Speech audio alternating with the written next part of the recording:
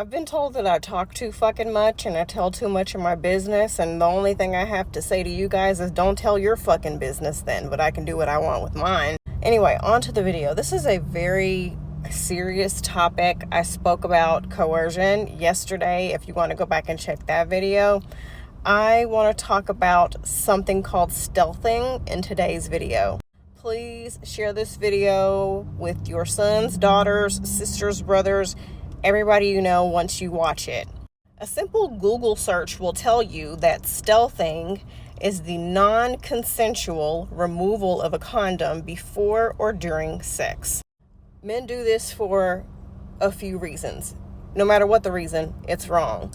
But they do this because a lot of men claim it doesn't feel the same with a condom on.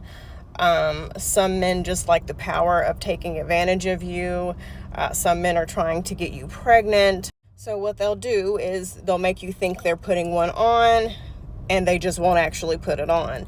Or they will be going at it with you and then take it off sometimes during. So before you comment and say, well, that's why I always make sure I put the condom on for them, they take it off during without your consent as well. So slow down. This is a judgment-free zone where we're not trying to prove that we're better than each other. We're here to show compassion, show support, and to learn, okay? And if you comment, I would never let a man do that to me, I am blocking you, because as a lot of us have learned, the moment you say never is when never always finds a way to fucking happen. Again, judgment-free zone, support, encouragement, education. Don't get blocked. So back to the serious subject. I have actually, y'all have heard me say this numerous times in past videos. I've been through so much shit. I really should write a book. I just don't have the brain power to do it right now. But I have had stealthing happen to me before. I was actually dating a TikToker. Big mistake. Do not date influencers. And I thought he put one on. But magically, once I went to the bathroom afterwards, I realized that he didn't. And if you know what I mean, you know how I knew. And then when I questioned him about it, he made the excuse of, I thought you were on birth control. And I'm like, even if I was, who told you I didn't want you to use protection? Gross. And he made some other excuses, and I made him buy Plan B for me. And I remember feeling so violated, but at that particular time, the way he had spun it, I don't know what I was thinking. I don't know what to tell you. Long story short, that guy wound up being a fucking weasel.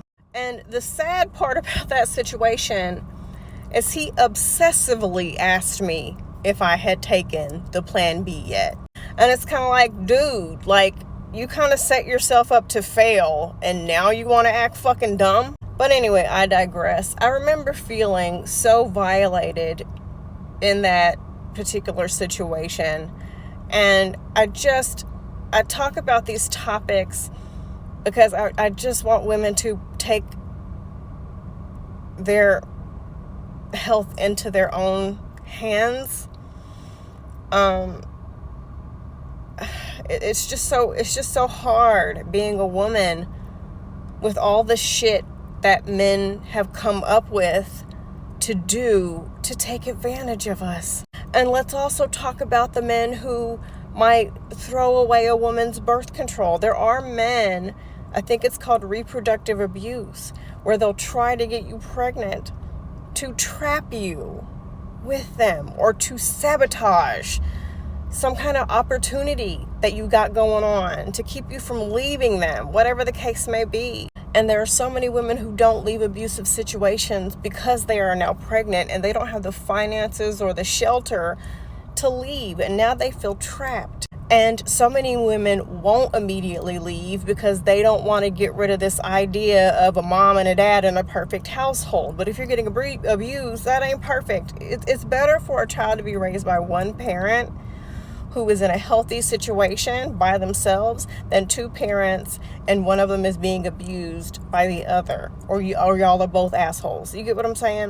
Now, I wound up being fine. No pregnancy happened. No disease happened. I have a clear bill of health. Thank God. But we have to talk about these things so that we can protect ourselves, so that we can protect our friends, our family members. We have to tell our sons about this shit so that they don't become assholes. We have to tell our brothers about this shit. We have to hold people accountable. And last I checked, I only think that the state of California has clear laws about stealthing, but every other state in the US of A does not. I personally think that it classifies as rape. That's just my opinion. That's why we have to pay attention. That's why we have to vote in a particular way. That's why when you're comfortable, we have to share our stories and educate people and put this shit out there so that we can prevent further harm from being caused. And the sad thing about it is with my particular situation, when it happened to me, I got no signs that this guy was a complete loser. Literally until that point when I thought, what the fuck just happened? But if this has happened to you, you're not stupid, you're not dumb. It's something that happens before you even realize what has happened. I mean, maybe one of you guys is perfect. I don't know. I wouldn't know how to relate to you because I've fucked up in my lifetime. But you're not stupid. You're not dumb. You have been assaulted. You have been taken advantage of. So literally, all we as women can do is be aware of certain things and just try our best to protect ourselves. But damn, it's fucking hard being a woman. We gotta watch out and be aware of so much shit. When can we ever relax? And if you're a black woman or a woman of color, especially a black woman, it is millions of times harder in the world for you. It's just hard, y'all. It's just crazy out here. But I do feel like this topic is important to discuss. So please pass on the word. Please feel free to share your stories so we can help educate as many people as possible.